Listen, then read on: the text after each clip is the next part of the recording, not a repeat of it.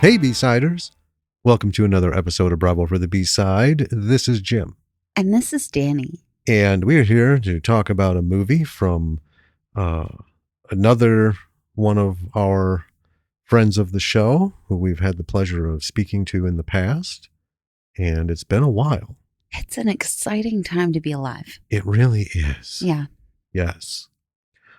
Got some things in my head. Okay. On news. Okay. And before we get to that, though, do this at the beginning. Go visit our website, lordsofmisruleproductions.com, and check out our links there to everything. But most importantly, check out the links to our Patreon. We have two of them. Mm-hmm. One for the production company, one for the podcast. Don't care which. Check one out and sign up. Become a patron. Please. Yes. And thank you. And thank you. It would be a wonderful, it's our anniversary today. I was just going to say, we've had two anniversaries this week. Yeah. We had one yesterday. That was our getting together. Mm-hmm. And then today is our wedding anniversary, which they would have been the same day. We tried real hard. We got married during COVID, and it was enough to be able to just get somebody. Yeah. We missed it by one day. Close enough. It works for me. Yeah. So yeah, that has been a high point of the week. Yeah. And a great anniversary gift for us would be to become a patron of the show. Yeah. And last week it was your birthday. That's true. Mine's not till the end of the month. Yeah, but it's still this month. So much goes on in August. So much. There's a lot. We got your birthday, my birthday, your brother's birthday, Our nephew's birthday, two anniversaries. Uh-huh. Is there anything else snuck in there? Oh, I mean, it's just the best month of the year, August. Well, clearly. Yeah. Yeah. Okay. So I want to start out with this because this pissed me off.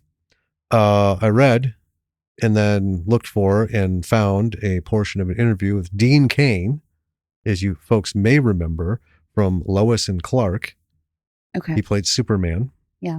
Along with Terry Hatcher as Lois Lane. Mm-hmm. This motherfucker has signed up with ICE. He's an ICE agent now.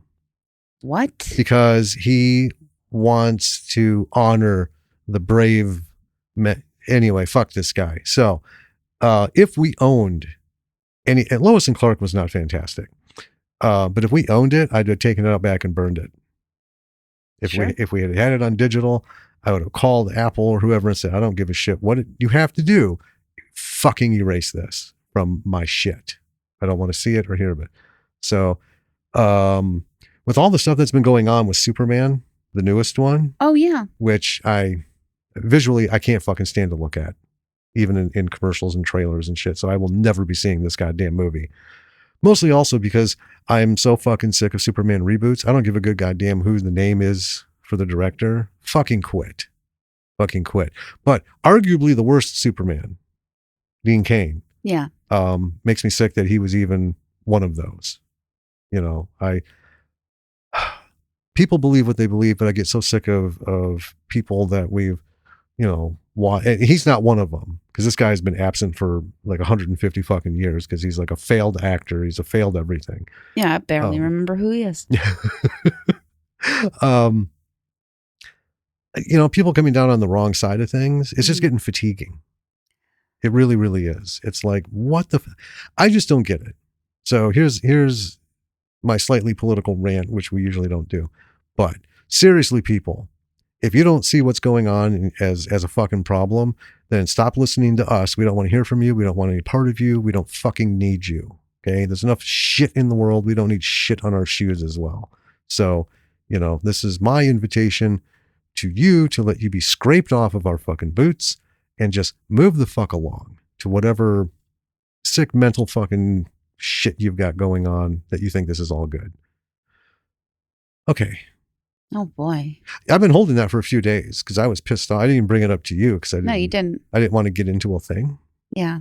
You know, a whole discussion because it doesn't warrant it. I just wanted to basically puke it out there Mm-hmm. because he's a fucking puke. Mm-hmm. But yeah, I couldn't believe it. I'm like, oh, well, actually that tracks, you untalented fuck. Um, in better news, Can I add something? please. On a slightly tangential note, when I went to Georgia, I was invited to go see the new Superman by my brother and his fiance. Uh-huh. And I was like, I cannot. Because Superman is my husband's favorite superhero. And I can't go see this movie without him. But if you had an interest, you certainly could have. I have no interest in this. Henry Cavill was it. When they fucking dumped him, Henry Cavill's the beginning, middle, and end of everything. I know. I don't understand why. You know, he's not like a giant asshole. No. You know, he's good at what he does. Like The Witcher, you know. This whole, like, we're looking for, well, his excuse, the excuse that was handed to him for Superman was going for a younger. I want to see Superman in his fucking 60s, all right? Hell yeah. This motherfucker's been around since the fucking 30s. It is time. It is time to age this guy, god damn it. Let's age our fucking superheroes. And then eventually I would like to see every superhero that exists right now, that has existed since I was a kid and before, to die forever. No comebacks, no reincarnations, no bullshit, no fucking mutant gene extractions and all that crap. Can we fucking put everybody to bed? And can we start a new generation? You know what the problem is? We can't, because creativity in every market, in every forum, has fucking stagnated to the point where we'll never be rid of the 6 millionth reboot of Fantastic fucking Four, Superman, X-Men, you know, all this alternate universe bullshit. Come on. Logan actually was the closest they came. Right? Yeah. You know, they Old Man Logan was the name of the comics. But you know, then they alternate universed him in for Deadpool, which is, you know, kind of forgivable because I get it, but you know, I'm getting kind of worn out with alternate universes too. How about we just stick to what we know?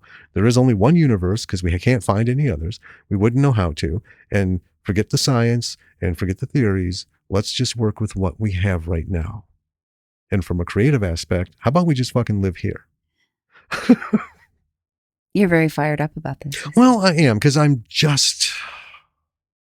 see a lot of clips of old interviews of people like from Tarantino to David Lynch, you know, Scorsese, all these people a while back. And I'm not talking 5 years, 10 years. I'm talking, you know, 20 years ago.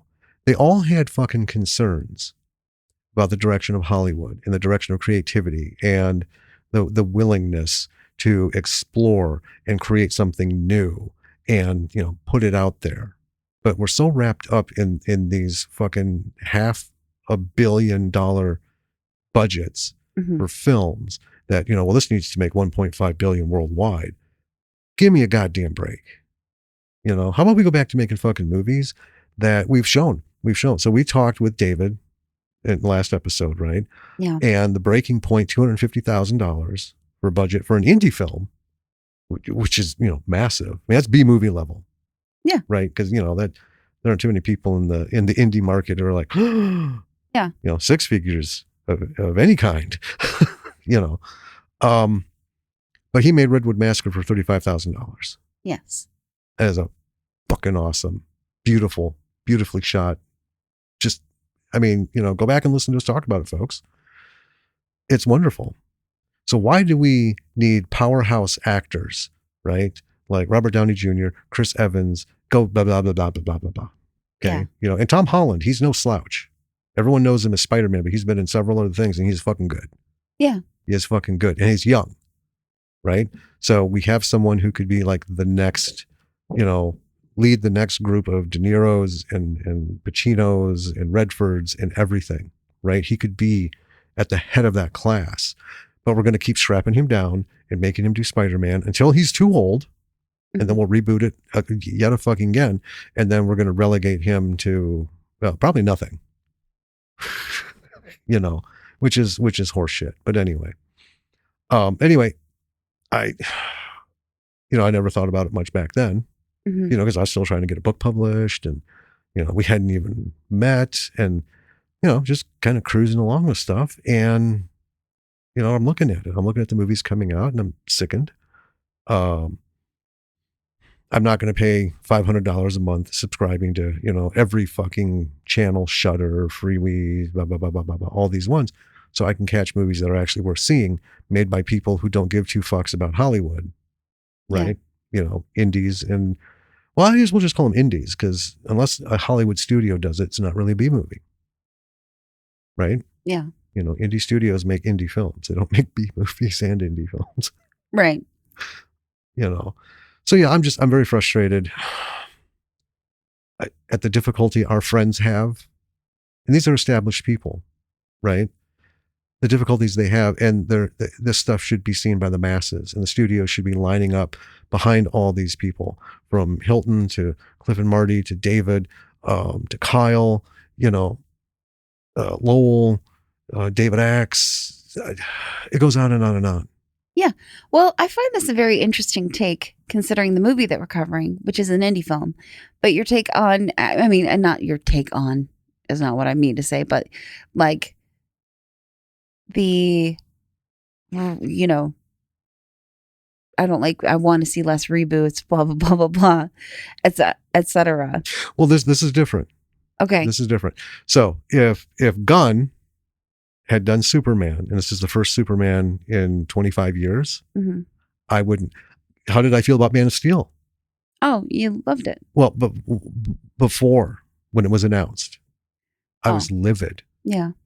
Like, why? Why are we rebooting this? We just tried with Brandon Routh in Superman Returns. And I was excited about that because if Christopher Reeve had not been injured, hopefully someone would have stopped making him make bad Superman movies, because 3 and 4 were just shit. I erased those from my mind. Anyway, but I gave it a chance because they were going a slightly different route, and I'm like, okay, I'm up for a slightly different route. I'm up for a different tone. Yeah, and I loved it, and it was Henry Cavill, who I didn't know much at the time, other than the Tudors, right? But he played one of my favorite characters in the Tudors. The most good old Brendan. I think the best character. Yeah, he did an excellent job. Anyway, that's true. It's not like there's a whole lot of this movie going around. Right. Well, here's the deal, because we asked David, remember, if he had the money, if someone gave him a big ass check, like $10 million to redo Attack of the Herbals, his first film, would he do it? Yeah. I liked his response. I'd like to say, no, I wouldn't, but I would. Yeah. I have tolerance for remakes like this, because this one was a cult classic, and it, like so many of them, they're buried. You know what I mean? I'll give you an example of that coming up. This one, I like the approach to it. I like the idea of it. I like the idea of taking what we have now and taking that story into that. Sure. And it's really not that different. I know you haven't seen the original one yet. Right. Right. And I know that this has been a very divisive thing online. Very much so. Yeah. And I'm on the camp of, I'm glad he did make it. I enjoyed it. It was fun. And I think it held the messages. Yeah. Okay. Now, I saw somebody talking about Rob Zombie's film of the Munsters, and people have shit on it pretty hard. I didn't see that one. No, we didn't. It's way off the radar. We just, other things. But the guy who plays Fester, I believe, was talking. Wait, hold on. Or I'm not Fester, Grandpa. Okay. Yeah, okay. Sorry, Grandpa. I was like, wait. Yeah, I know. Wrong one. Wrong monster family. We already have the whole Addams Family thing going 6 times over. basically what he said is people can say what they want about this, but you have to honor the fact that he made this movie, because what's going to happen is all these young people are going to go see this movie and they're going to hear about it and like the Munsters, and what they're going to do is they're going to go out and find the old one, which is like fucking everywhere. Oh yeah. It's on daily here on one of the channels. Yeah. We had it at background all the time. I love it. And I love the Munsters, grew up with it. And what he said made sense. Someone is going to see this and they're going to give more attention to the original Munsters. Yeah. And they're going to start falling in love with this classic, right? The black and white, the silly sitcom shit. And with this movie, the people are going to be like, oh, this was a remake of something from the blah, blah, blah. 1987. Let's go see it. Yeah. Right.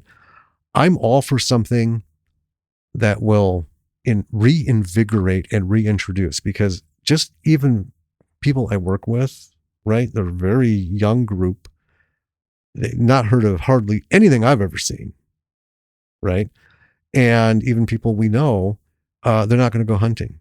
They're not going to go look for 40s movies and TV series or even radio shows, which you can get. And I think that is why Hollywood, and now this has been going on for a while for an intro, but I think this is important. I think it's absolutely necessary, folks, like, share, spread, and review all that shit with the show, but also fucking talk to people that you know about things that we mention or that because not all of our audience is, 15 years old. We have some Gen Xers. Talk about the shit you grew up with, talk about the old crime dramas, talk about all the gangster movies, talk about everything that was ever done in black and white. Talk about it. Mention it to people, encourage them to go look, because eventually one day, if Hollywood doesn't die, literally just disappear, we're going to have a generation of people moving into Hollywood, kicking all these fuckers out, and they're going to bring with them what made all of this great to begin with. These movies, these actors, all of these things from the 30s, 40s, 50s, and 60s, 70s, right? That is your powerhouse. That is the golden age of creativity. And we're getting away from it. We need to come back. And we're not going to do it living in a world of reboots and, I read somewhere that another Venom, but without Tom Hardy. Why? Tom Hardy's also flawless. I know. But how many shows have we watched with him in it? It died. Not even after one season or partway through the first season, they pulled the plug. I'm like, why? Anyway. That is my bottled up anger. Yeah. At all the stuff going on. I hear you. If we could do more, I wish we could. Sure. We want us to do more, folks. Sign up for Patreon, $5 a month. Seriously, what we're ultimately looking for is about $60 a month. Mm-hmm. Okay. $60 a month will cover all the costs, all the different hostings and everything and renewals and all that shit. Okay. Yeah. Anything more than that, we can do like more stuff, but we're not greedy. Just do that. We'll just keep plugging. Yeah. Bing, bing, bing, boom. All right. I'm about exhausted. Are we done yet? That's our podcast, folks. Tune in next time. I'm just kidding. Do you want me to tell you about this movie? I want you to tell us about this movie, and then let's talk about a light in the darkness that I've been going on about. The name of this movie is Street Trash. Yeah, it is. Which is the same name as the 1987 version of this film. Mm-hmm. But this one was released in 2024, directed by our friend Ryan Kruger, written by that same Ryan Kruger, James C. Williamson, and Roy Frumkes, starring Sean Cameron Michael, Donna Cormac Thompson, and Joe Vaz. Whoa, I cannot talk today. Not rated. I would give it an R. Hard R. A hard R, yes. Yes. Really, a hard R? Oh, yeah. Huh, okay. Budget, according to Wikipedia, $1 million. Okay. So, like, pretty good, but I don't know. Maybe we'll talk to Ryan, see what it really was. I don't trust Wikipedia for anything. I'm going to reach out to him and try to get him back on the show. Yeah. All right. Here's the log line. A group of homeless misfits must fight for survival when they discover a plot to exterminate every homeless person in the city. Okay. Yeah. According to IMDb, this is a sequel to the 1987 original. I don't know. Really? That's what it says. I would call it more just like a reimagining. Yeah. Yeah. There's nothing tying it, as far as I'm aware, to the 87 original, except for, some nods here and there. The Viper stuff was in the original, but it was different. The Viper. It's a spray in this one. In the original, it's the liquor that they drink. Oh, yeah, yeah. Yeah. Well, all right then. That's all I got. I love you. The main character in this film, Street Trash, is named Ronald. Yes. Ronald had appeared in Ryan Kruger's previous feature film that we also covered, Fried Berry. Yes. Yeah. Well, do you know who also was in Fried Berry, who is not on the credits list? Ryan? No. Gary Green? Gary Green. He's not on the credits for this one? Did you read his name? Well, I mean, he's in the credits in the film. He's in the credits of the film, but he is not in the top 3 or 4 billing. No. Which is surprising. I guess because his part is a little smaller. Yeah, his part isn't one of the main ones. But name recognition, man. But it's not Barry. He doesn't play Barry in this film. Well, no. No, Barry left. Yeah. Into that film. All right. So is that it for our trivia? That's it. That's all I got. All right. Bring us in. Let's get into this. Do it. All right. Do it. So we open with a voice over a loudspeaker, and it's kind of it's like a dark and dismal message. You get some guy is being strapped to a chair by some dude wearing a biosuit. We have another man sitting at a desk, and he's making notes. And tells the man he didn't sign something. It was like it was a next of kin kind of thing. Then the man in the chair is injected. And a second goes by, and then he's like, oh, it's itching.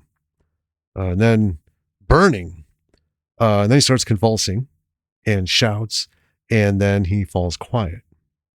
The 2 other men are there observing. Then the head of the guy in the chair starts to pulse in different places. It's like veins under his skin. Yeah. Cool, practical. And then they cut to the floor, and there's like black goo flowing onto it. And then in a mid shot, his stomach is wide open. He's like rotting. Then he starts to scream, obviously. And the other man in the room runs like hell. Yeah. Guy in the biosuit. And then there's black vomit, and there's black shit coming from his eyes, and then he's gurgling with black shit. He pulls his hand from the restraint because it's like one of those where you put the loop over the hand and the arm of the chair. He pulls it out because the fucking skin just peels right off. Yeah. And he screams. And then he starts to peel the skin off his face because it's burning. And I just wrote fucking awesome. I wrote, this is delightful. Oh man, this is what I'm talking about. Then he rips his arm off on the other arm, and now he's free. Then he charges the glass, slams into it, hits the ground, and then his head falls off. Yep. Dude at the desk is just staring through the glass. This was one of the top 5 most hardcore fucking openings ever. And as far as horror movies go, this is it. Yes. This is opening gold. Now, not every story can open like this. I get that. But when you're in a gore fest film, double scoop of double chocolate and syrup and chocolate chips in the fucking bowl right at the start. And a cherry on top. Hell yeah. Covered in chocolate. Yeah. Yeah, this is the way to open shit up when you're doing stuff like this. This was a lot of fun. So now we have some news stuff. Talking about someone known as the Rat King. And then we have clips like showing the state of the world. And it's pretty bad shape. It's not really post-apocalyptic, but it is seriously hinting at the decline of pretty much all societies because of governmental overreach and mismanagement and just shit, classism. We cut to some old dude. He's running, and then we see he's being chased by two men. One's got a gun. These dudes are kind of like in black, I guess, uniforms. Right. You know, sort of like a jackboot look to them. So he makes it away from them. And then we see a woman with some kind of huge wound over one eye. I mean, it's really like half her face. I mean, it is. Yeah. But, you know. And then the old man is spotted again and the chase is back on. He ends up running through a junkyard. I love this. Ends up running through a junkyard right through a drug deal. Grabs this fucking brick of cocaine or crack or whatever, breaks it open, takes a massive sniff, and is just like, you know, fifth gear. Boom. The guy chasing him eventually catches up to him and tackles him. The old fella breaks free by blowing something in this other dude's face and slicing his pants. Now, this is a lot to take in visually and take notes. The next thing I see is the guy's dick ends up falling out of the cut in his pants. So then there's more chase. Or maybe it burst out. I don't know. Well, I was wondering if he threw like the cocaine at him.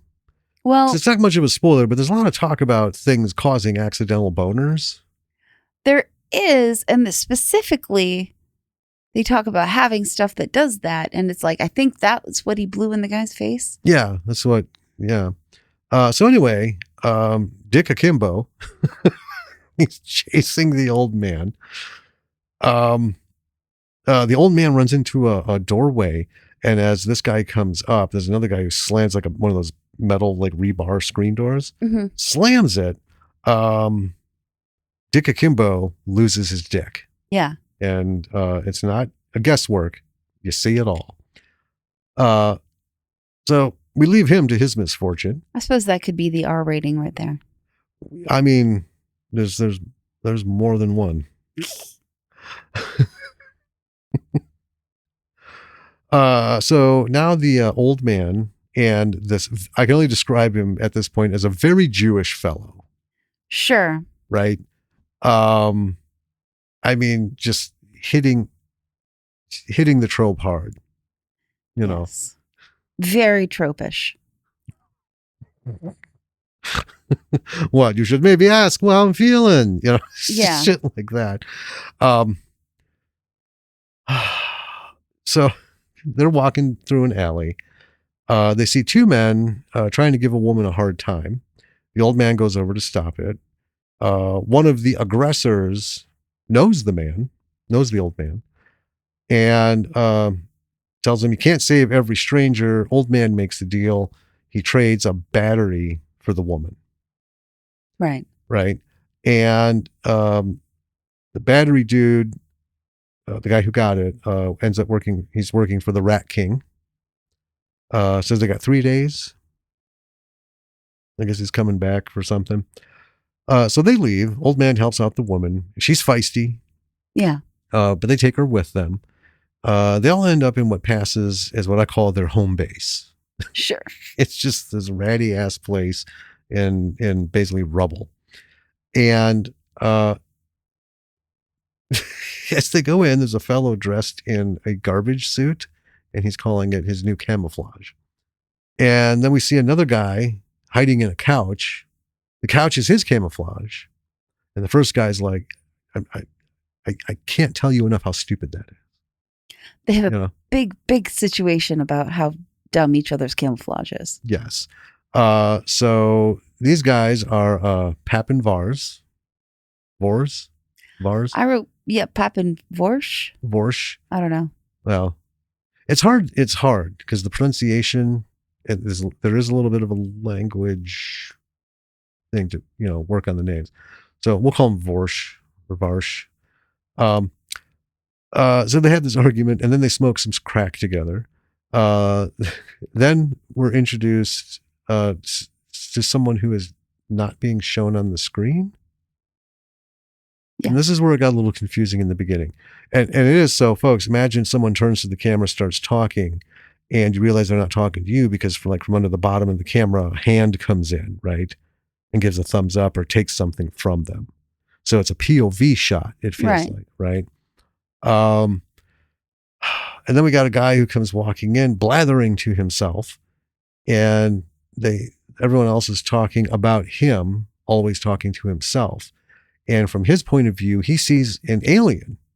Yeah. Very rude, crude, just rough as shit alien. Little blue guy. About 2 feet tall. Is standing next to him smoking and then pisses on his foot. Now, nobody else, of course, sees this. Right. And then over citywide loudspeakers is an announcement like it's curfew, time for bed. We see some men with an APC walking along an APC, armored personnel carrier, strolling down the street. The old man, who is Ronald, says it's time to turn in. Now, the weird dude, I originally named him Awfully. Right, because that's what they said as the off-camera person. Yeah, and I just didn't put it together, but this is actually 2-bit. Yes. Okay. His leg is being dry humped by the imaginary alien. We cut to the next day. Ronald and his Jewish friend are teaching the woman how to dress, how to find food, how to fight. So apparently she's new to this way of life. At least in this the way of town. street people. Yeah, street people. I'm sorry. And the whole thing about how to fight is the rule generally is to avoid at all costs. Yeah. Because it seldom ends up well. That's their thinking. So Ronald and his friend, who we learn is named Chef, they're doing some slow motion maneuvers, and Chef is just fucking around with things like, he's like, okay, I'm going to throw a punch. And then Chef's like, Dragon Claw. Right. Almost like some sort of fucking Sega game. Dragon Claw. Yep. More than once. That tickled me.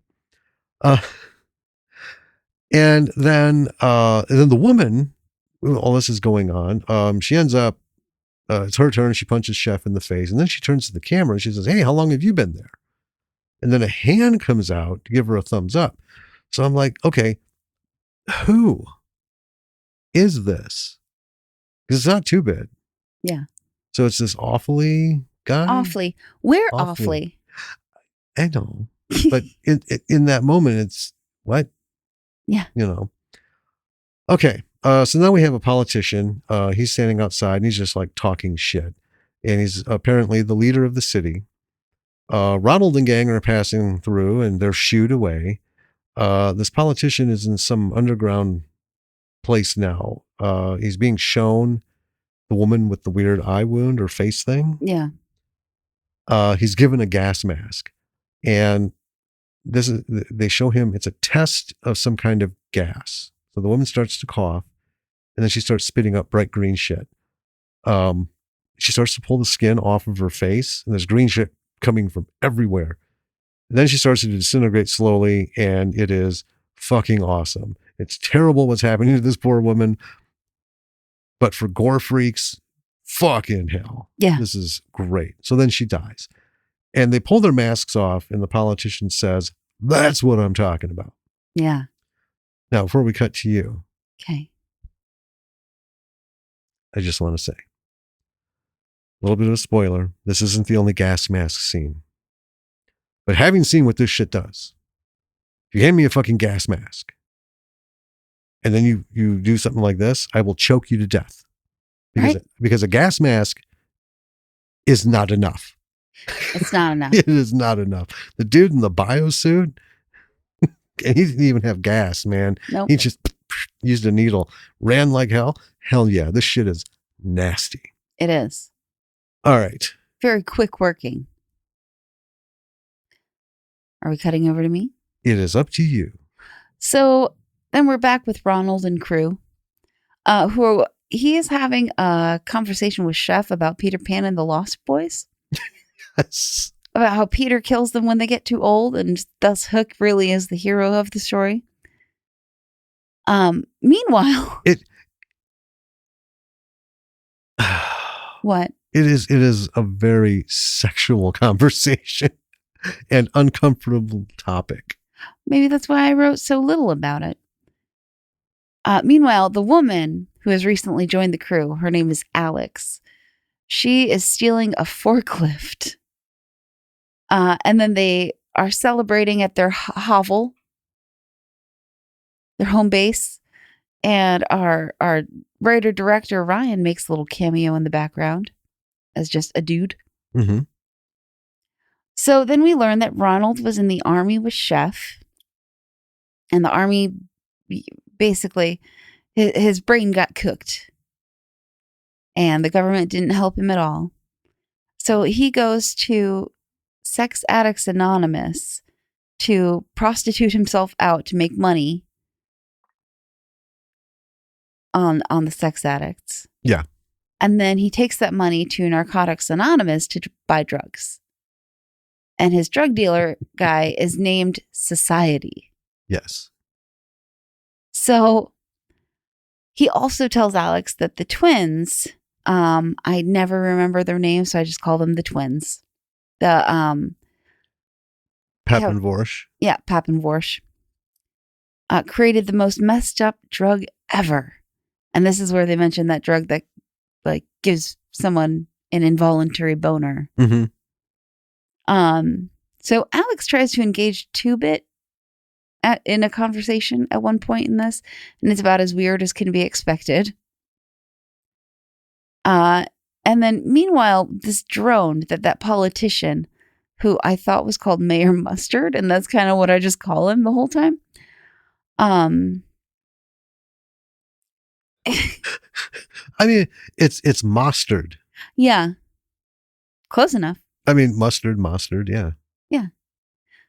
So. Because I did too. I just did replace. So he was talking about like putting these drones out into the city to like clean up the air or something. So we see outside of their home base, one of these drones is approaching a street person and sprays that stuff on him, and he starts to melt. Mm-hmm. And this is just perfection. I don't need to spell out everything that happens because you should watch it. But just the goal. The goal of these transformations, of these disgusting things happening, is just to be as gross and wild as possible. Mm-hmm. And that's what we get. It is. Yeah. So back at the home base, Chef is making a toast to Alex, calling her a mensch. And suddenly like a Molotov is thrown into their home base, and it's the Rat King's goons showing up. And they want Alex for some reason. Tubi comes in, pissed that the music is off. Yes. And just starts a fight with these guys. And they kind of back off. And then later, Ronald sees Alex heading out, and he tells her that he can't sleep. They have this little chat together. Yeah.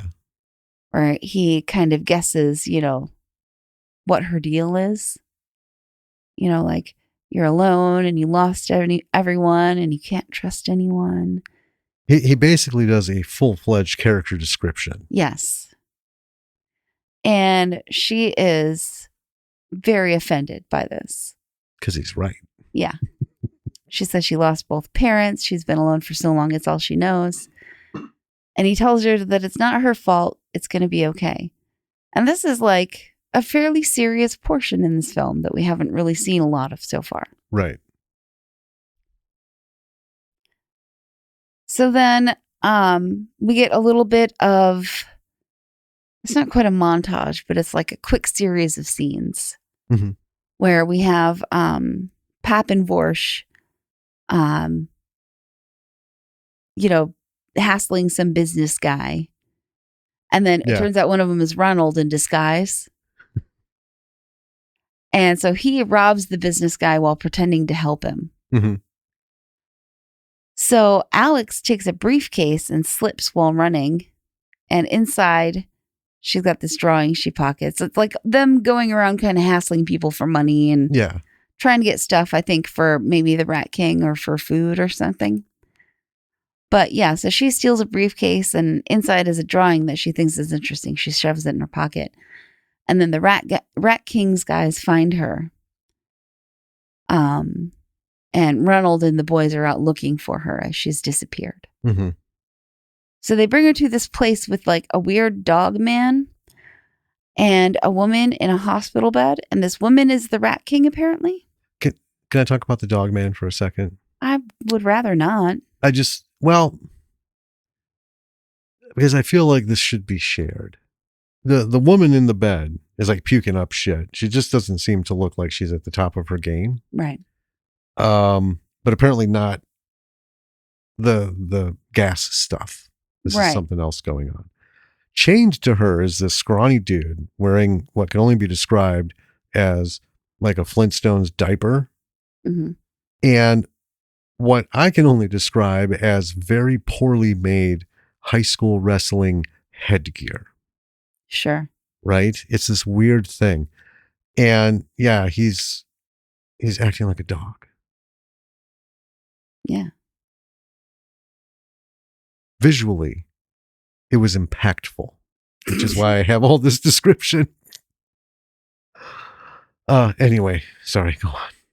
Alex starts to plead with her, pulling out that piece of paper, which is a schematic for one of the drones, and saying she can get a battery that would last for months. I think the Rat King needs these batteries to stay alive. Mm-hmm. So the Rat King says that she'll give Alex 1 day to get the battery. And then we're with, I call him Dickless. I call him Dickless Dude. Really? Yeah. Awesome. I'm just going to go with Dickless, our friend from earlier in the movie, who, if you remember, lost his dick. In a screen door. Yeah. So he's showing people a drawing of Ronald. He's trying to find Ronald. Mm-hmm. Because Ronald's the one who got away. Right? Yeah. So then we see Chef getting some food from a truck that looks like it's handing out food. And then the rest of the guys go up and the truck guys are like, go fuck yourselves. Yep. And drive off. And then Chef gets his food taken away by some other street people. Yeah. Gets jumped. Yeah. And Society, the drug dealer, is there. And I want to say Society is a cool cat. I mean, he is. Yeah. Yeah. That's all I'll say about him. Yeah. You got to watch to understand, but he's cool and he is 70s smooth. Yeah. Because Ronald is asking about some, getting some stuff. Mm-hmm. And Society says he hasn't seen his supplier for days, like he's vanished. But Society has this blue vial in his vest full of drugs. Yeah, so he opens up his vest, and on the inside, I didn't get to note that in here because I was busy doing other stuff. But it's just like in the old show, want to buy a watch? And all that shit's hanging from the inside. Right, but he's got drugs. Drugs. And a blue vial, right? That Ronald keeps eyeing, and he's like, you're not ready for it, man. Well, it's a glowing blue liquid in there. Yeah. Very, very cool. Yeah, and Ronald again tries to get this blue vial, and he's like, you're not ready for it, man. So then the guy who took the food from Chef seems to have been poisoned by it. Yeah. He starts vomiting purple, and then he rips his face, and we've seen this stuff before. Yep. And then he gets, these are my favorite, the popping boils. Yes. Yeah. But the just a little pause. Uh-huh. So we're, like halfway through, Mm-hmm. and this has happened a few times, Mm-hmm. and it doesn't get old. It doesn't anytime. No, it's amazing This every shit time. is fucking awesome. And then he gets splatted by a military truck. Yeah. Just right. I'm sorry, but it's like one of those slapstick things. I actually expected him to burst.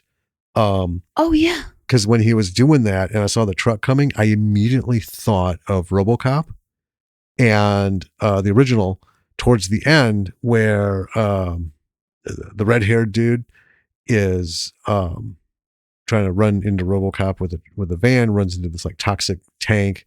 He's coming out all melty and shit. Mhm. And he stumbles out and his boss Clarence hits him with the car and he just bursts like a slime-filled water balloon. Like a balloon. Yeah, and I was expecting that, but this was more like a Buster Keaton thing. Yeah. The truck hit him and he just goes bam back Yeah. onto the ground. Hard.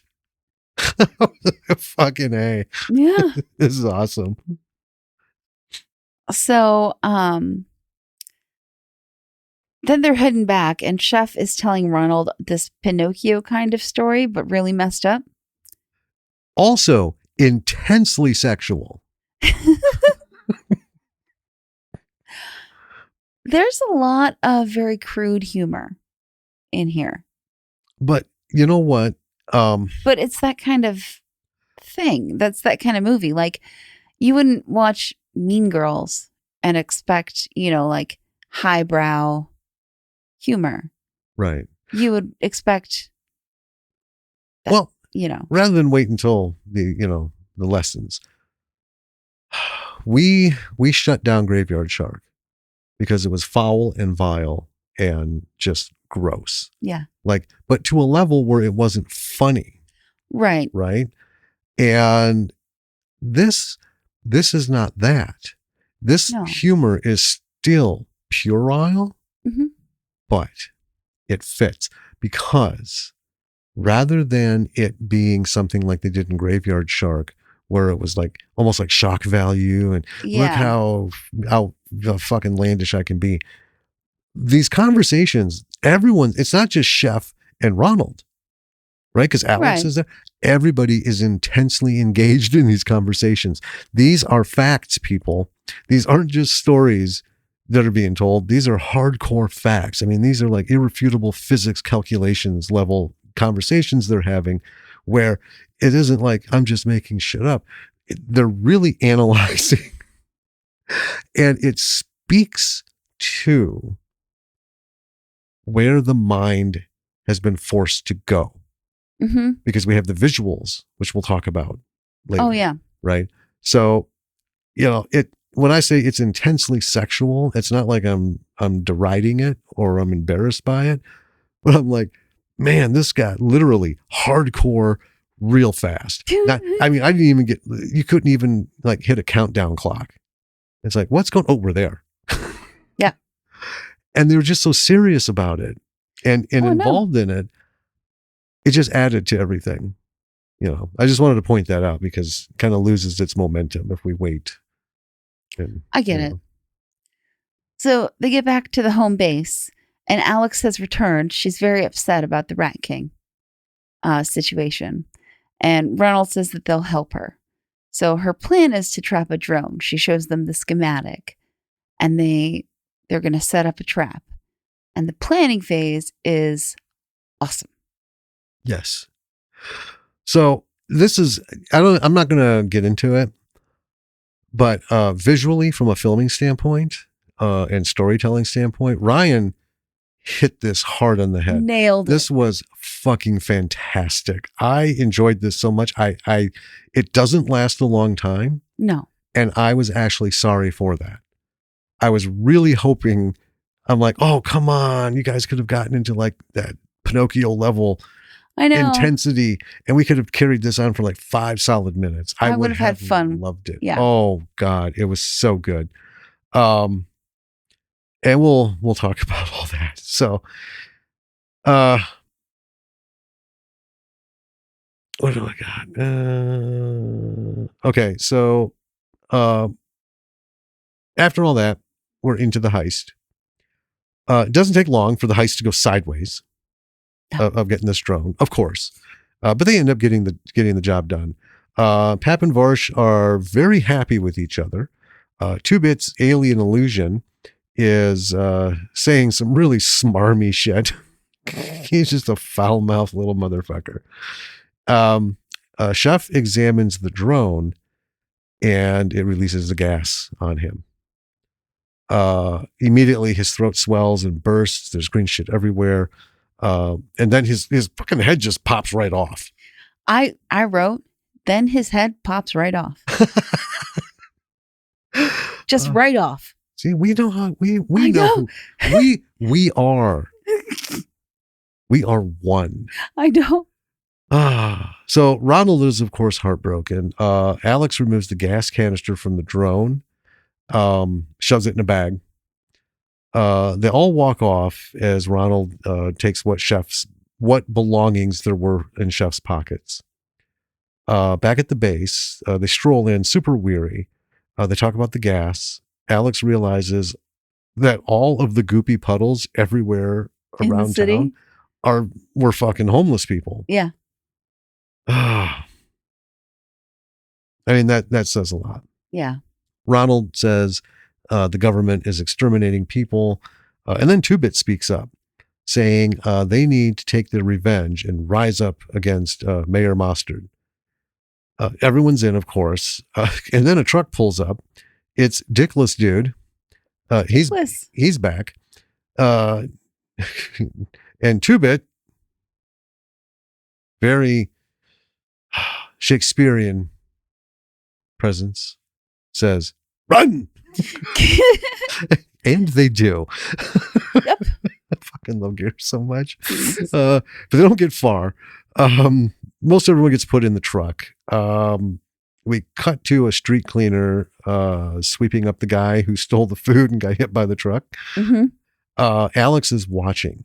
So she's the one who got away. She sees more people being loaded into the truck against their will. Two-Bit, Pap, Varsh, and Ronald are all in the truck talking about their demise.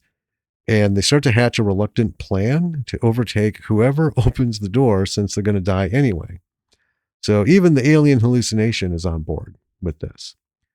So they're let out, and then they end up joining a bunch of other people walking into a building.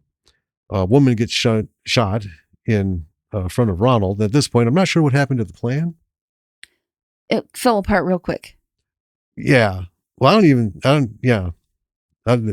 okay. So, meanwhile, Alex has snuck into some underground place. She makes it to the Rat King, who is apparently dead. And Dog Dude, which is why I thought it was important to describe this whole situation. Dog Dude is apparently the new guy in charge, right? Right. So Battery Dude is trying to recruit her. Now, why he's not in charge, I don't know. So she's trying to explain how they're all fucked if they don't band together. There's no more us and you and them. It's, all of us and them, meaning the mayor and his ilk. Mm-hmm. And then Dogman suddenly speaks up, and very eloquently, by the way, asking if they do this for her, what will she do for them? Then we're back to Ronald and gang, still being ushered through a building and then into these giant cells. Pap and Varsh are split up. And at this point, I'm going to read it as I wrote it, but I do believe I got them mixed up. But I don't want to make the mental corrections. Pap is the little one. I'm not making any corrections. It is what it is. You'll get the gist. And then guards empty out the other cell, and this is where I put leading Varsh away. So I think it was Pap. It's Pap. Okay. Well. Yeah. Varsh is the one who looks sort of a little bit like Tommy Chong. Yeah. So anyway, we cut to Alex and Battery Dude sneaking around with guns. Battery Dude reminds Alex to remember their deal. Don't know what that is yet. So, okay, I'm going to try and do this correctly. Pap's group is led to a sealed room. They're locked in, and gas starts to pour in. Pap sees a body. A body? Well, because I'm looking at the name Varsh. Sees a body with a gas mask on laying on the floor. A little curious about this, but you know what? At this point, who knows? So he grabs the mask, puts it on, and again, I don't know if I'd have bothered. But hey, everyone's melting. Yes. And then we cut to Science Dude. Now, he's the one who demoed the gas for the mayor back in the beginning when they handed him a gas mask on Eye Lady. He's talking to himself. And as he wanders in front of the cells, Ronald's like, hey, we need your help. Our friend needs a doctor. And then the guy's like, blah, blah, blah, blah, blah. And then Ronald's like, hey, we can't hear you. You got to come closer. So he does. And they take him down. And then Society, who's way in the back of this giant fucking cell, right? Speaks up. And this is that kind of moment. He tells Ronald he's ready for the vial. Finally ready. And at this point, I'm ready for Ronald to be ready. Yeah. Because after everything I've seen, I can't wait. And then Ronald says, maybe it's not the best time for me to get high. Yeah. It's like, I can't believe I'm going to say this. And then Society tells him that he will see things he never imagined. He will see things at the speed of light. So Ronald. And he'll be able to save his friends. Yeah. So Ronald takes the vial. And then he just like is immediately starting to get high, like mushroom high. Right. He's very much acting like anyone who's taken any kind of hallucinogenic, just and getting senses of, what he's seeing and feeling. And then we cut to some guards walking, and just one guy's saying, well, the good guys always win. So therefore we must be the good guys. Right. And this is funny. I'm going to pause a second again. The point of both of these movies was to make a statement, right? Back in the 80s and today, and the statement stays the same because nothing's changed. But that one line, well, the good guys always win. So we must be the good guys, right? That speaks a lot to perception. It definitely does. Point of view. Where you're coming from, on what side of the fence are you wandering down the hill? Doesn't matter what you chose, right? Doesn't matter what someone else chose. I thought this encapsulated the entire spirit of the movie. Just that one line by these two nobodies. I mean, history was never written by the losers. But, who constitutes, who's a winner? Right. I mean, at one point the Nazis were winning, and then the one point they ultimately lost. So it's at that every moment in time is its own point of history, and it's all encompassing. It's a closed moment, even though time is fluid and it flows forward. World War II started, had a middle, and had an end, and came to a conclusion. Every point in time, every instance there, though, is an isolated moment. That doesn't matter what came before or after. Right? Right. The reality is that moment. D-Day was that moment. Doesn't matter we won the war, right? Doesn't matter that it was successful in spite of the losses. Right. For everybody who lost somebody and heard about it, that moment, that was it. That's all it was. Doesn't matter before or after, right? So I don't know. Bear that in mind, bear that in mind, folks. And hopefully you guys, again, know by now to watch the movie that's in the title. Because we're just going to tell you the whole movie. We're just going to spoil the whole thing. Yeah. Anyway, I thought it was pretty powerful, and I don't know if it was intentional, and I'd love to ask Ryan, but I'm going to hold on to that as like, bam, that's the gut punch. Okay. So as we wrap up, Want me to run through the last bit? Nope, I got it here. I got to find my spot. So anyway, after these two guys, Alex is hiding, and she finds a large crate of the gas canisters back at the cell. Everyone is escaping except Ronald. He's busy being in his world. And he ends up like tossing a knife like 50 yards, kills a guard, goes up, grabs the gun, and they're off. And he says he really wants to dance. Does anyone else want to dance? He is high as shit. Yeah. Then he chucks a grenade around a corner. He sees the imaginary alien. Yeah. Who the alien's telling him that he'll suck his dick. Yeah. And Tubit's like, you could see him? Yeah. And then Ronald storms some guards and there's blood everywhere and the others are watching in disbelief. One of the freed captives, a woman, is also tearing through the guards. She's kicking ass. She's like the fucking Black Widow. Yeah. Right? Boom, boom, boom, boom.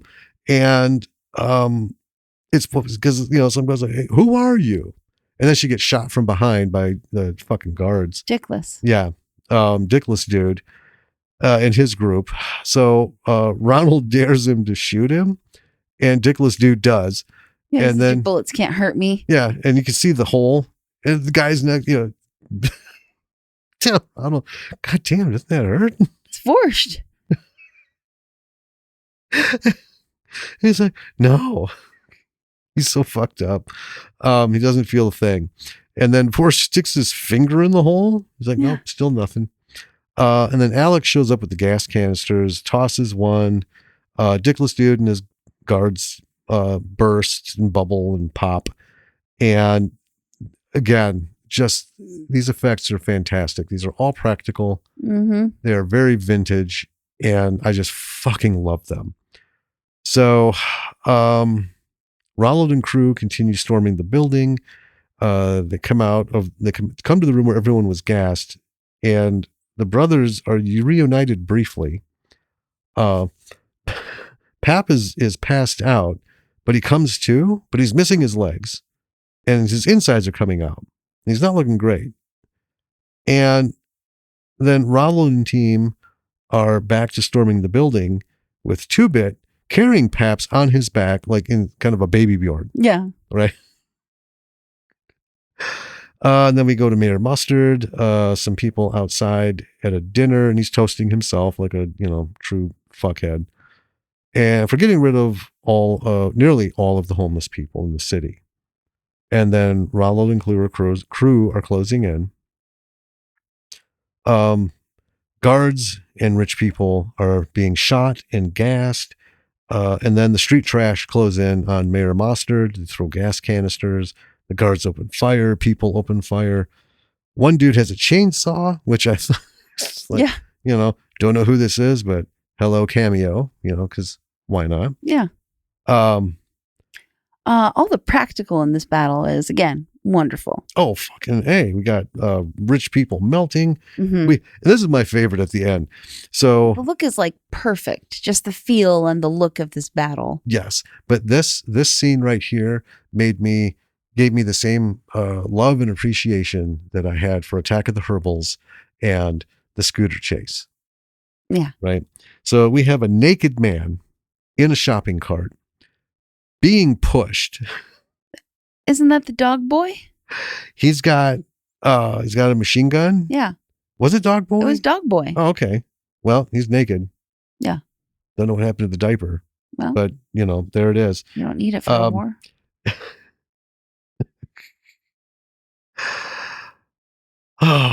So anyway, he's being pushed like he's some sort of, fucking Armageddon machine. Yeah. With his machine guns. And we have Mayor Mustard on the run. He gets cornered, says if they let him go, there'll be no repercussions, blah, blah, blah. And then immediately proceeds to insult them. Right. And filthy fucking hobos and goddamn street trash. That's what he calls them. So Alex shoves a canister in his mouth, and this time it's yellow, but there's bubbling, spewing, green and purple now join in. His entire torso expands and then pops. Like a balloon. All over everybody. Yep.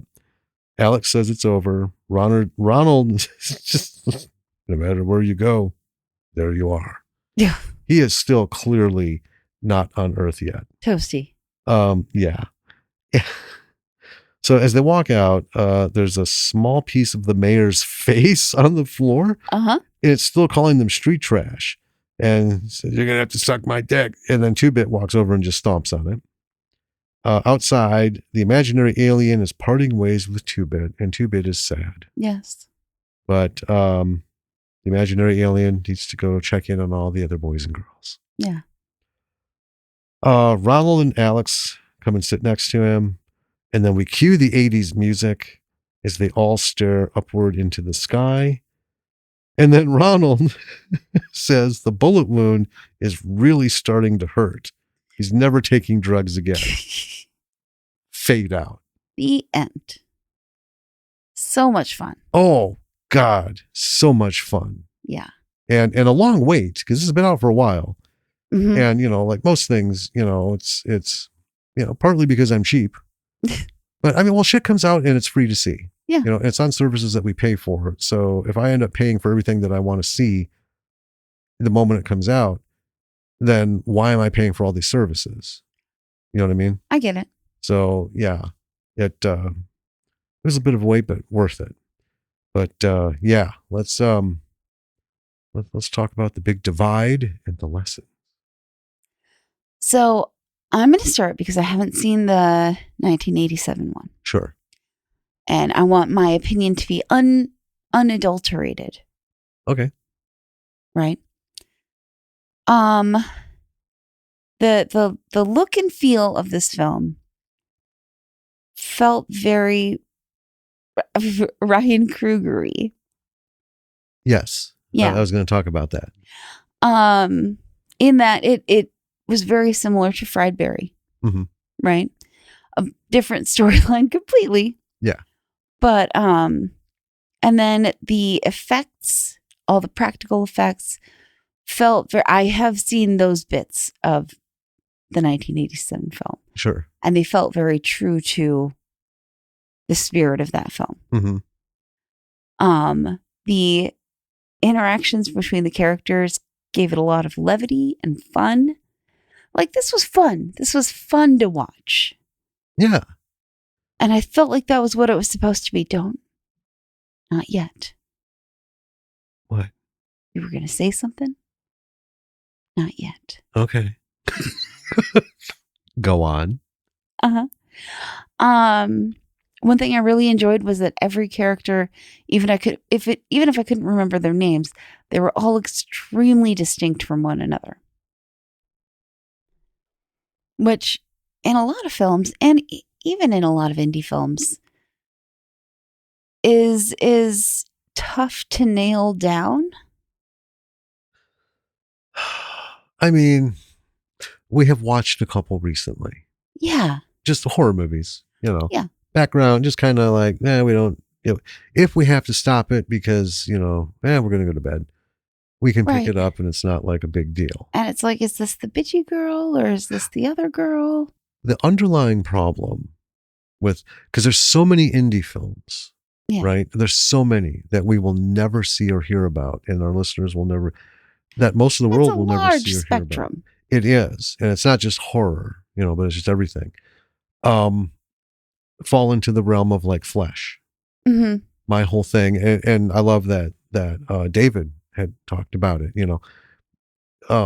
using different words, but there's a difference between idea and story. Right. And a lot of indie films go on the premise of the idea, and there's not a lot of story. And story is wholly dependent on world building, the tenets of storytelling, and character development and character recognition. Meaning that, smart ass guy number 1 is not exactly the same as smart ass guy number 2. Let's take Jay and Silent Bob as a thing. Kevin Smith nailed that. These two guys are two peas in a pod. They're very much the same, but they have their very noticeable differences straight off. Mm-hmm. Not that Jay's always talking and, Bob's Silent Bob, right? I mean, that's the biggest, most upfront difference. Right. But Silent Bob's reactions to Jay's, ramblings and shit, like, but 90% of the time they're on board. Right. Yeah. But we see enough right away of a difference to tell them apart, obviously physically. And like Clerks, let's go with that. The characters are very different. Right. Right. They have different attitudes. They speak differently. They use different words. They're structured, they're great. Everything's different. because they're different people. Yeah. Right. So let's talk about, Mr. William H. Shaw and his ascension from alcoholic no good to a man Right. who finds redemption. All three of those movies that Cliff and Marty and Jeff put together, those characters are very different. Yeah. Again, they immediately, you can see the differences. You can see growth through the three films, right? Which is, not every film has two more films to go after it. But in each movie, there's growth from beginning to end. And the way they approach conflict, the way they approach celebration, it's different. But there's a similarity that makes you realize, oh yeah, of course these guys are best friends. Of course this group of people hangs out together, right? And you can maybe not catch the names, right, as I am so lousy at doing, but you can tell them apart and we can talk about them. Yeah. Right? Unfortunately, a lot of people, first of all, they do the great thing of making the movie. And we've talked about it. And David, we're on the same page. So many people will talk about it and only a handful will do it. So kudos for doing it. But the reality is, just because you did it doesn't mean it's great. Right. And it doesn't mean there weren't some faults. Just like with Flesh.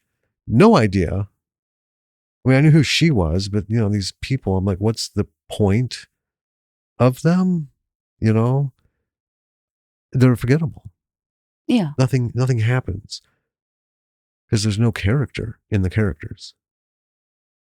And we've watched a lot of movies like this last horror movie, right? These people come and go and getting cut up. And I'm like, the bit towards the end where there's all those bodies and stuff. I'm looking thinking, did I see that woman before? Was she in here? Because yeah, there's not a lot going on between the people to separate them. Yeah, everyone in here is very distinct. They are. Even Pap and Vorsh. Yeah, they're the same, but they're different enough, and their argument of words and phrases, I thought was fantastic. Yes. Right. Because the words and phrases that they each used to one up each other became very quickly identifiable to each one of them. Yeah. Right. They didn't just come up with, they're both not quoting Shakespeare. They're doing different things. Right. And then the music and the score to this film also, I felt, lent a lot to just the tone of it, which was, I would not call this a horror. I mean, I guess horror comedy, but it was more fun. It wasn't a scary film. Yeah, but fun's not a genre. But I mean, not all horror is scary, I guess. I get what you mean, because we've had this discussion. What do you call this particular film? Because of the gore, which is... Well, but the gore itself is also very much like it's over the top. There are bright neon colors. It's campy. Yeah. Because that's 80s, right? This is... Street Trash 87 was not the first film of its kind to have, bubbling, melting people and stuff, right? Right. And even the practical in this, it wasn't graphic gore, right? The guy pulling his arm out of the restraint in the chair, the skin peeling off, but then you could see, I mean, it's still just his hand. It's just covered in blood, right? Yeah. Toxic Avenger. Sure. Level. Toxic Avenger introduced us to all this weird, bubbly, goofy stuff. Yeah. That wasn't horrifying. It was intriguing and cool as shit, but funny as well.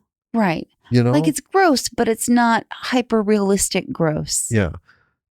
And again, it's not deriding any of it. Right. Because it is A+ all the way through, and just because it's so fun. It is fun. Yeah. I want to talk about very Ryan kind of film. Well, what got me was a lot of this did remind me of Fried Berry, in that in Fried Berry, there were some bleak fucking locations. Yeah. I mean, we went everywhere. We went from like decent, area of town to the nightclubs and stuff. And then we ended up in some dark places. Dark, dirty. I mean, like filthy. The kind that visually brings discomfort and sets the tone. And then the rest of the scene works within it with that extra layer of just, ugh, you know what I mean? Yeah. There's a real grit and a real grime. Yeah. I want to ask him, does he like know these locations? Because he shot music videos for a long time. And a whole variety of places you go check out, right? Yeah. And I mean, he's also, it's where he lives. Yeah. So he should probably know the town. But I'm just curious, where do you find these truly fucked up places? And is it safe? I don't mean like crime and stuff, but some of these are like structurally, for this movie, lent to it perfectly. Oh, because everything's supposed to be shambles. Yeah. Right. But yeah, I caught that. And his colors. Right. Fried Barry, what caught us was his use of color. Yeah. And just his cinematography in general. Right. This was very much the same in terms of the what am I thinking of? The context of it, the level of it. It wasn't the same as Fried Barry in that this really elevated the 80s feel. Yes. But the colors were there, the contrasts were there, the type of color correction that he does and the way he shoots things, all very much, like Fried Barry, kind of his signature, right? We can look at it and go, that's a Kruger. Yeah. Just like that's a Keith. Right. Yeah. Or that's a Campbell, or Catola. Right. So, and I think that's cool because we know so many people and they all have such very different ways of doing things, even though they're all doing the same thing, making movies. Right. Right. Making good, fun movies. Yeah, I like that familiarity. I like that it works in something like Fried Barry, which was just out of this fucking world. Talk about what genre. We should have a genre of, I just don't fucking know. Buck Wild. Yeah, Buck Wild genre. Buck Wild. It's a 90-minute Buck Wild film. That's right. Oh, wait, we can get that going. Like Fetch. Yeah. We'll make Buck Wild happen. Oh, God. The music.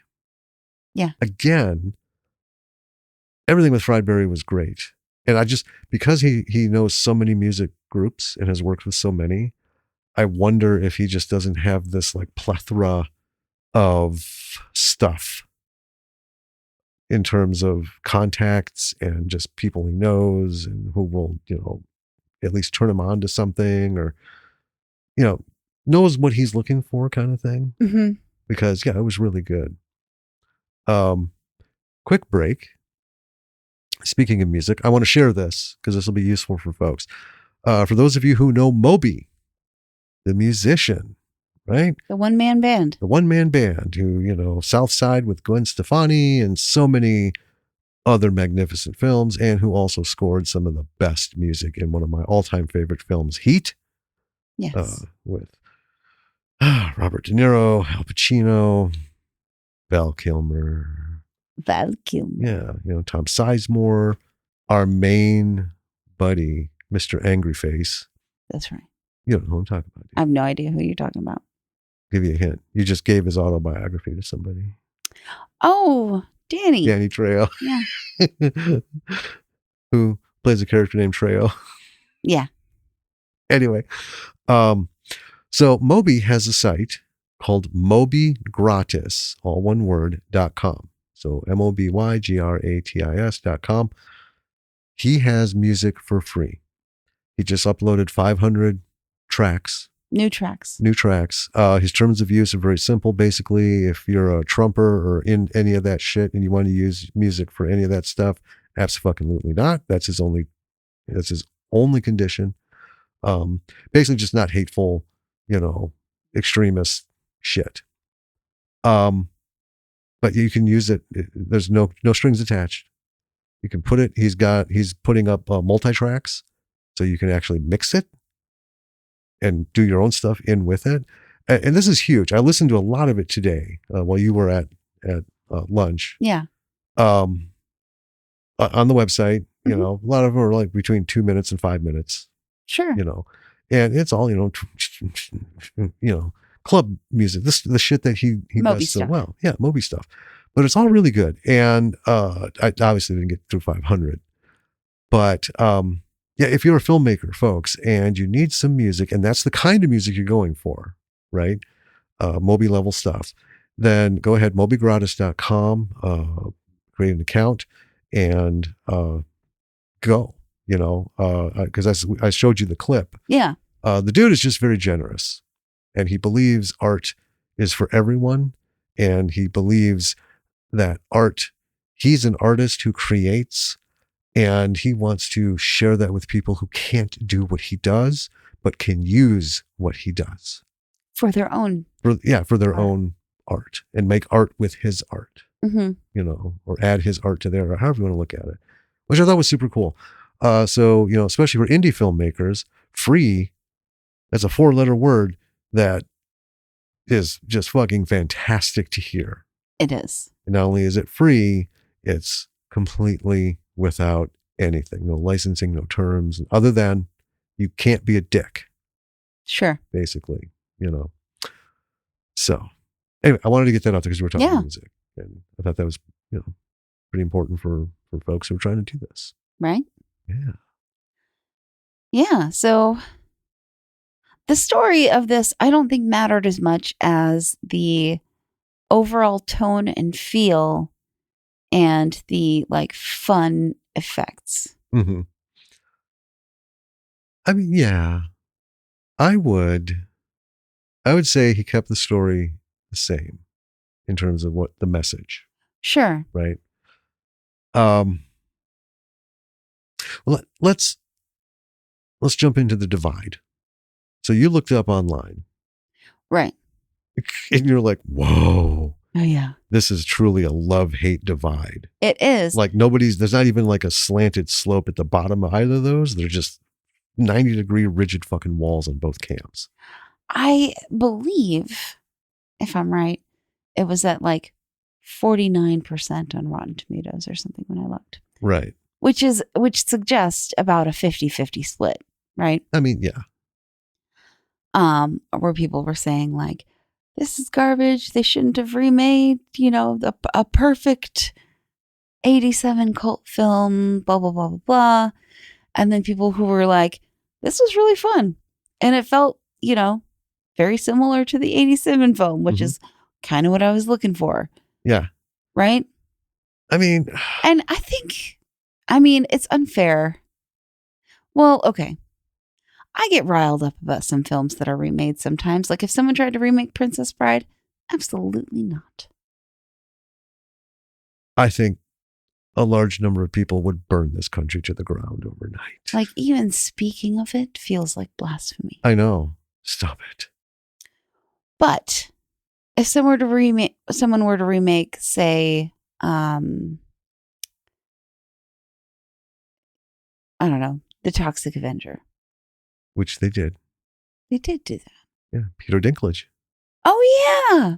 Well, he's not Toxie. No, he's not. He's the human bit. But yeah, the prosthetics is actually a woman. Mm-hmm. I forgot her name. I knew it, but no, gone. But anyway. Okay. But if someone were to remake, I don't know, I'm trying to think of like a light, breezy movie that people enjoyed. For me, it would be like Local Hero. Sure. Even The Station Agent, which isn't, you know, super old. Mm-hmm. Here's the thing. Well, they've tried it with Rocky Horror. Oh, yeah. And everyone agreed it was a catastrophic failure. There were a couple people who liked it, but overall. They were bots. Wow. Okay. So let's go back to what I was saying at the beginning of the show about monsters, right? So this dude who's talking about, you know, who's plays grandpa was saying, here's the thing. 20 years after it was made, House of a Thousand Corpses is being considered as a masterpiece by some people, right? For horror. Sure. Cult classic. Sure. Okay. Rocky Horror Picture Show is a cult classic. And we're talking about the film. I'm going to forget the play, Yeah. right? The musical on stage. But as a film, it's huge, right? Cult classic following. We are part of it. And it's part of my life from like age 9 onward, you know, so many decades. And there's an emotional attachment to it. And that's why when they did Superman Returns, I didn't know who Brandon Routh was. I didn't know anything about what they were going to do with the movie. I was torn because it's like, okay, this is a continuation, but my Superman is Christopher Reeve. Not to say that the Superman television show, The Adventures of Superman, I grew up with that. But the movie, because we're talking movies, right? Superman the movie had such an emotional impact on me because he was fucking flying. And by that, I mean, it wasn't cheesy looking. That movie still holds up now. That wire work and that costume design was perfection. Yeah. So much so that it became the gold standard and everybody copied it. Tried to, right? Yeah. But Christopher Reeve, he was Superman. He was the whole embodiment of that character, right? And you watch that movie, and it wasn't a superhero movie. It was a movie with one of my favorite superheroes in it. That's how I saw it. And the whole story and everything, it wasn't about like Marvel movies and stuff now. It was actually a story. And it was just a feel good. He's going to do his thing. And, you know, you were just there, right? Yeah. So all the remakes and stuff, that's why I do get passionate. I was trying to think of a movie that is like an old, beloved movie that has not been remade. And to be honest with you, a lot of them, we got like a poster, like Conan. And I was like, oh, they did it. Yeah. And then I was like, E.T.? I think they did. No. No? No. Okay. What if they remade E.T.? Oh, because they are going to redo Indiana Jones. Sure. Raiders of the Lost Ark. Reboot it. Either way, right? I mean, that may be a little soon for Indiana Jones because, like, it's as old as Empire Strikes Back. It is, but they've been making more Indiana Jones movies like every time. I mean, that's true. That's true. It's not like the franchise died. And they haven't done well. No, they haven't. So why they're starting over doesn't make sense to me. Yeah. But if they did a reboot of E.T., right? People would have mixed feelings about that. It doesn't really matter what the movie is. You're going to have people feel divided about it. Yeah. Right? I think, so here's what I think. So we're talking like major movies. Yeah. Right? E.T. There are kids who are Lily's age still watching it. Well, when we showed it to her, she was 6. Right. I honestly don't know if anyone in her grade knows about E.T., to be honest with you. I know a lot of people do because E.T. is one of those that shows at the theaters for like kids days, like during the summer. Remember at Marcus, they had kids movies. They're all older movies. Was E.T. one of them? E.T. was one of them. It was after we'd already shown it to her. But I remember I was like, oh shit, E.T., a lot of, old Disney movies, the goofy shit, like, Escape to Witch Mountain and Freaky Friday. Yeah, they did redo Escape to Witch Mountain. Yeah. And they redid Freaky Friday. Several times. Yeah. Parent Trap. I mean, it feels like nothing is sacred, right? I think, okay, so in terms of remaking something, I understand people, and I'm not going to ridicule them for hating this movie. No. Okay, I get it. You had an attachment like I have to so many films, and I react the same way to a lot of what's happened to some of those films. At some point, though, I always try to be a little open, right? But the 8th, 9th time, you fucking lost me. Sure. All right? Put 2 in the head, send it out back, and fucking move on. But I like the idea what, the guys, like, people are going to go look at the Munsters and go find the original. Mm-hmm. And that's going to open them up to a whole new world. I like how this is going to make people want to go see the original. Right. So they're going to find it on streaming. So somebody's going to get 8 or 9 cents at the end of the year, right? These fucking Yeah. streamers rip everybody off. Uh, and then, but maybe they'll find a local showing of it, and they will find people, right? And these are people newly coming in who want to see this, and they're going to have that experience with the people who made it the cult classic. Right. And I think that's priceless. I think that's wonderful. Awesome. And I'm for that, bringing something to a new generation, because these smaller films, these old indie films, these old bottom bucket B movies do not get revitalization. Right. Right. Most of them can't even be found on streaming services. We have looked, how many times have I sat up for hours looking for shit that doesn't exist anywhere that you can stream it? No, because you have to go buy like an old used DVD because it's no longer in print. Like The Tall Guy. Yeah, still not out there. I don't even want to tell you how expensive that DVD was. I don't want you to tell me, because I just absolutely love it. And I don't want it to be marred by. I won't. Would I have paid that much? Probably I would. You might have. I mean, it wasn't like in the triple digits, but you know. I know. Well, okay, so there's the animated movie I showed you, Light Years. Sure, yeah. Excuse me. That's the American name. The French name was Gondahar, right? Because that's the name of the kingdom. The anime, it was beautiful. It's like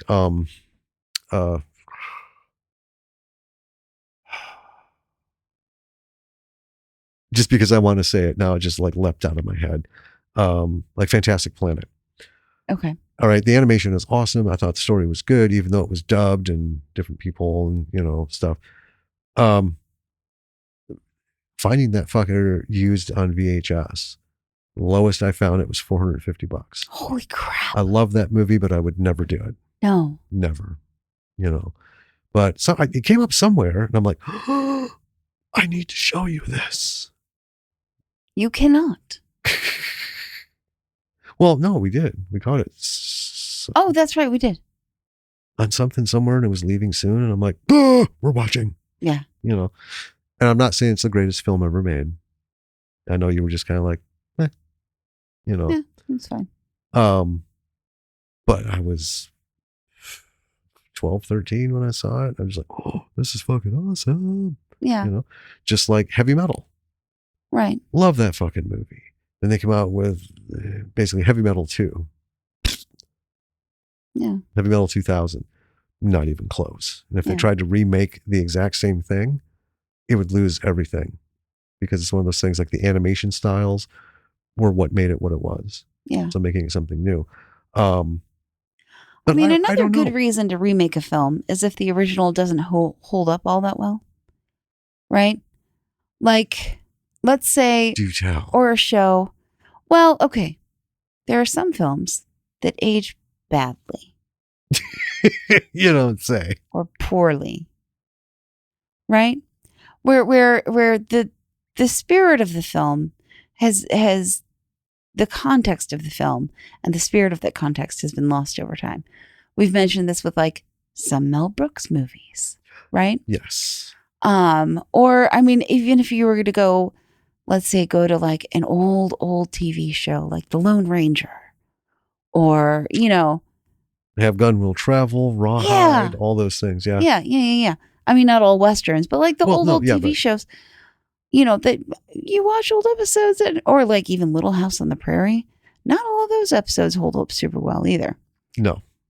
Right? I think, yeah, go ahead. But keeping the spirit of the show, because let's say Little House on the Prairie, the overall message of the show was a good message. Yes. Right? Mm-hmm. There are some episodes that are a bit problematic, despite the best intentions. They're problematic. Like Texas Ranger, Walker, Texas Ranger. So if you were to do a film or, I guess even like try a show, right? Keeping to the spirit of the original show, right? Mm-hmm. Keeping the context that existed at the time. Mm-hmm.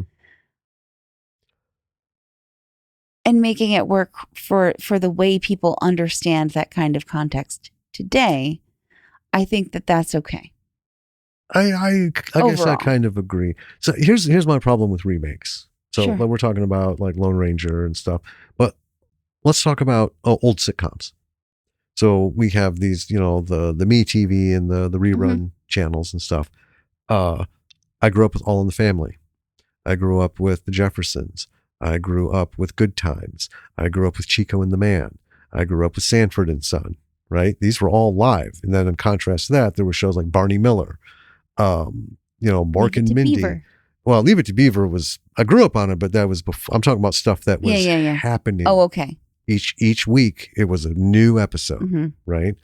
So I grew up with these. They were not only salient, but they were groundbreaking, brave. They battled cancellation on a fucking daily basis, the entire runs of their show. Even though Carol O'Connor, for All in the Family, playing Archie Bunker, he had more power than most people in Hollywood. It was real simple, like, well, you can't do that. And Carol O'Connor just very basically is like, we can and we will. And that's it. Not, I'm going to walk off the show or all this and that. Just, yeah, this is what's happening.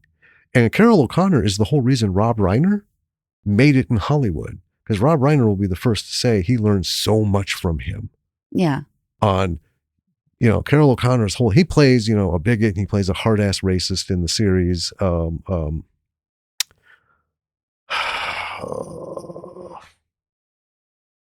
Anyway. Well, okay. But he was a wonderful man, and he stood up for so much shit that people were afraid to stand up for back then.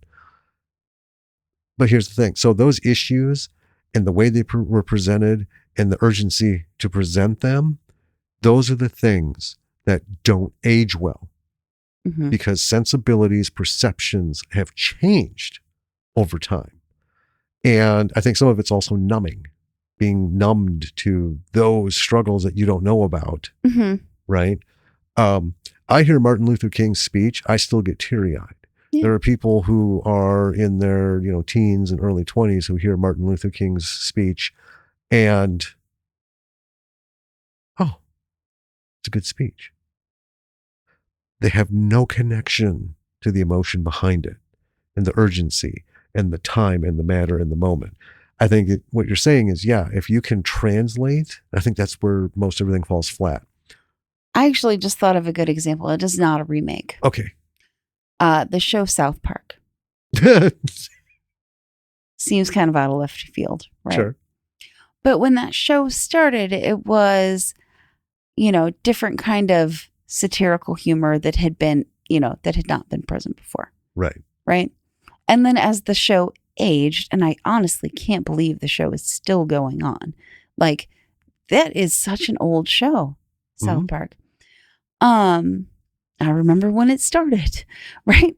But as the show aged, it just became like, I stopped watching it because I was like, I don't really care. You know? I mean, it just kind of fell off the radar for me. Yeah. I mean, I wasn't there when it was on. Overly puerile, you know? I mean, it was always overly puerile, but it got to the point where it was just like, every week they were like, what can we do to shock people the most? Yeah, it's the Howard Stern approach. Right, but they didn't really have anything to say. No. With the show. I just need to interrupt you quick. In the Heat of the Night. Oh, it's the TV series that was made off of the movie that had Sidney Poitier in it. The movie, not the series. Carol O'Connor played the cop in the series. But so many things going through my head. Yeah. But I do know what I'm talking about. I get you. Okay. But more recently, the creators of South Park have decided that they do have something to say. And they have been saying that thing very loudly in every episode of the show that has aired. The most recent one was about deportation. Yeah. And, whoa. Well, so that's what this is. Yeah. Street trash. Yeah. The message is the same, which is sad. I know that, 38 years later, because the original Street Trash movie is as old as I am. Happy birthday. 38 years later, we're still talking about the class system. Well, we're living it. Yeah. We're living it. And it's funny because when Ryan was making this, we were not in the situation we are in right now. Right. It was lurking, right? But this movie was wrapped, clipped, and boxed before we're in, we have the fucking loser that we do in a place where he shouldn't be doing the shit that he's doing. And so it is that same thing. Like, there is something to say. Yeah. Even though it is a fun, stupid, goofy, It is, it's almost like a mockumentary. I mean, a little bit. Right. And that's how the original one was too. And that's the thing is, trying to get the message across, you can't be super serious. You can't do a documentary on everything. I wonder if that was kind of the point of the fourth wall Offley character. I wonder. Yeah. I mean, that makes sense. But yeah, me having seen both and having appreciated the cult classic and have appreciated it for what it was.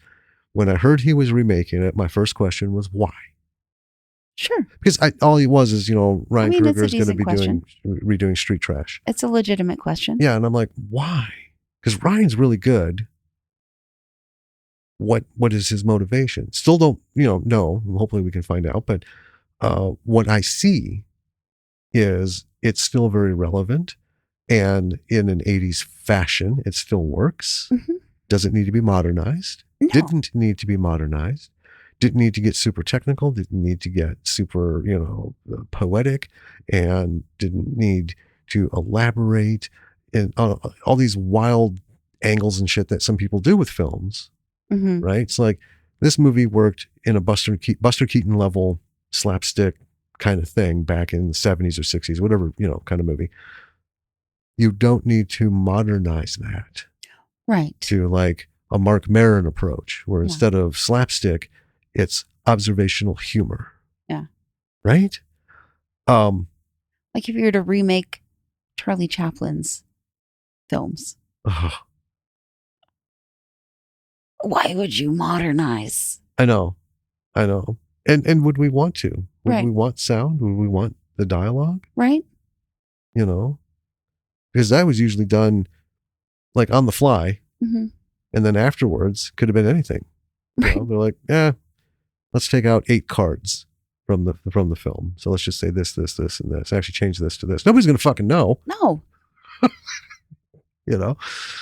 I will wrap it up like this. I think the major lesson from this is if there is something that is a cult classic and has an impact on people for whatever reason, and you as a filmmaker are one of those people who enjoy it, and you're like, I can bring this forward. I can bring this 38 years, to this group of people who are young. Yeah. And maybe they will go back and look for the old one. You really need to balance, will it translate? And not only will it translate, but can you do it in the same fashion that the original was done? Or do you have to make basically almost a whole new movie? Right. Right. Is it slapstick or is it observational humor? Is it just like one-liners and practical effects, or are you going to try and fill it full of, pseudo-philosophical bullshit and CGI up the ass? What's it going to be? Yeah. And will it work? It's a gamble. And I don't pretend to have the formula. It's just that's what you're up against.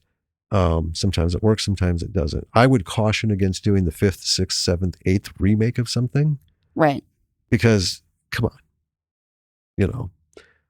But there's a lot of old stuff out there that people are never going to see because we talked a long time ago about how much has never even made it to VHS. I know. And will never make it to digital. No. Never. There's a lot of stuff that's lost forever. Yeah. And even then, lots of stuff that barely made it to VHS, didn't make it to DVD, didn't make it to digital. Right? Yeah. And lots of stuff that came out on DVD is never going to make it to digital because it went out of print and no one wants it. Yeah. Yeah. They don't want to spend the money because they still have to do a conversion for the digital formats and upgrade it so it plays well on, 4K, 8K, 100K fucking television in 5 years. Yeah, I don't know. just be careful. But I do believe it's worthwhile, like you said, to bring something. Like if you saw a movie and you know it doesn't exist anywhere physically and you love that movie, do the best you can to recreate it. Sit down right now, hit pause, get to your fucking computer, typewriter, pen and paper, whatever, and write the fucking script as best as you can. Write the dialogue, scenes, everything. Remake it. Why the fuck not? Because it'll bring people, right? And make sure you put in the credits based on, right? The original by so-and-so. Because people will watch it, and if it's a good show and they like it, they're going to be curious. Maybe they will find a copy somewhere. Yeah. Someone walked into a theater and filmed it while it was playing on the screen, right? Who knows? But I think this is actually my rant at the beginning was fueled by my thoughts on this film. Yeah. And the whole remake thing. And we have lost so much time. Hollywood has been just a void of creativity. And indie filmmakers are not any day soon going to become the new power, right? I do believe they will, because I think Hollywood's going to choke itself out. Right. They're just full of cowards, right? Right. But much like, when is the star Betelgeuse going to turn into a supernova? Soon. Right. But how soon? Yeah, relatively speaking. We don't know. But, when will this indie filmmaking take over, as it will? Well, Neil deGrasse Tyson, talking about that very thing in his terms, soon, relatively soon. So if you start from the beginning of creation and before that, because we don't know what was before that, but there was something. So let's just go just before that till what could be the calculable end of time. Mm-hmm.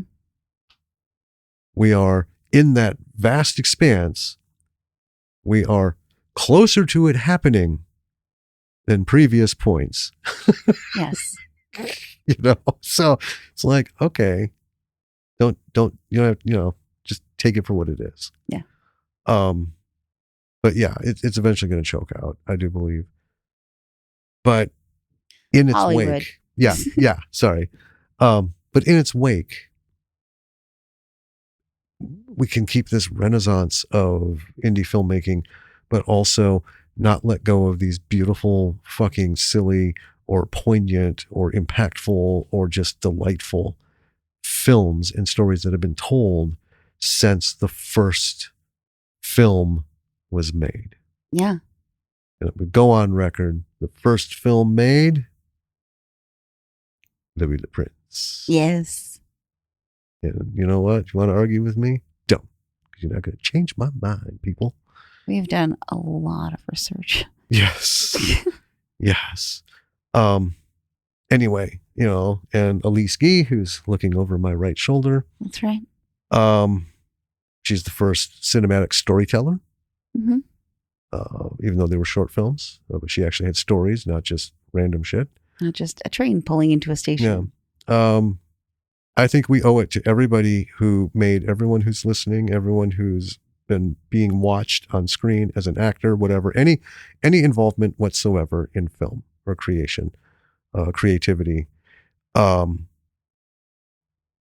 owes a massive debt, I think, and obligation to everyone who came before, who built everything and kept it going and fueled the fire to like white hot intensity so that Robert De Niro could eventually step out of his front door and be noticed by the world, right? So that Steven Spielberg could create this masterpiece because he had influence and inspiration and education based on all of this. George Lucas, same thing, right? Yeah. None of these people were born and at 5 years old, living in the fucking woods, away from society. Like, I'm going to make films and tell stories of samurais and everything, and through my point of view, because I don't know what the fuck that is. You learn it and you're influenced, the whole thing of being a writer, right? You fall in love with stories and you want to tell. I mean, I think that's every artist falls in love with stories and wants to tell them in some way, whether it's through photography or painting or filmmaking or songwriting or. I would say stories emotion. Yeah. Because like artwork, Fall in love with just humans. like paintings. Humanity. For me, I see any painting that's touched me has like triggered an emotion first and foremost before I could even like visually process what it is I'm looking at. That emotion feeds back in, and then that emotion helps the painting tell me the story. Mm-hmm. You know, and there are things we've talked about, scripts we want to write, and it's based on not anything to do with movies and shit. Yeah. Something that happened or a thing that I saw, or I remember this, you know, it was just, whoa, and it made me think this. Anyway. Yeah. We need to just keep it going, folks. So, Ryan Kruger's Street Trash. Cinematography, fantastic. Direction, fantastic. The acting is fantastic. The story is fun, and The it's effects are amazingly fun. fundamentally poignant, and the effects are just fucking fantastic. Yeah. Check it out. See it. And if you're a purist, I get it. Try to have an open mind. That's all I'm saying. Yeah. Right. And if you hate it, you hate it. You know what? I'm not gonna, you know, piss in your bowl over it. You know, but I mean, that's the thing is people try to make remakes into, you know, like this is gonna be like the same, you know, be like the first time I saw it, right? And then they're let down by that. But it's like Cowboy Bebop. Take it as its own thing. Yep. Every remake, take it as its own thing. Yeah. All right. That's it. We gotta stop. Well, we do, but you know, that's our podcast. We can go for another fucking true. hour. But yeah, we should probably go to bed here pretty soon. However, folks, you know, I've said it before. I have a lot of strong opinions about stuff, and I'm not really sorry for it. But you know, on the same note, I'm not hypocritical. I don't expect everyone to have those opinions, and I do, believe it or not, you know, I can see the other side, and then sometimes that makes it worse. Like the whole Dean Cain thing. Fuck this guy. You know what? I don't care if he is living on the street, or he could have been in street trash as, you know, like a real dude, because, you know, whatever, you know, no, there's no excuse for that. But I still will say he was the worst Superman, and I'm talking not even before George Reeves. There was, I can't remember his name, but there were Supermen before George Reeves, before the Adventures of Superman, and I loved them all. Just like the first Batman they weren't even like underoos pajamas. They were, it's like his Aunt Millie sewed something together. She wanted Adam to be West a seamstress. Wasn't the first Batman. He was not, but he is the best. The best. The best, you know, and deep respect for everyone I will else. say Adam West is the Batman I love to watch the most. And I love that he's on every fucking weekend. Yeah. I think as creators and creatives, and I'm just going to close with this. Okay.